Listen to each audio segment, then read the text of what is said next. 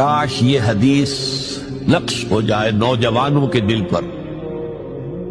Carriers کی تلاش کرتے ہیں، MBA کر لیں، کمپیوٹر میں MS کر لیں، کیریئر بنے گا، تنخواہ اچھی ملے گی.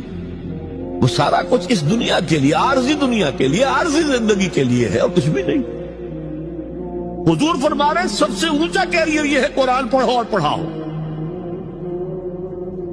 اور یہ تو ہمارے ذمہ لگا کر گئے حضور.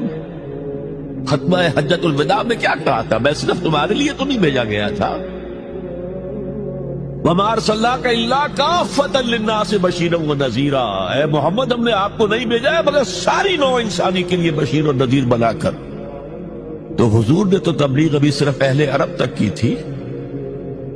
رسول تو تھے وہ پوری نوع انسانی کی. وہ کون کرے گا؟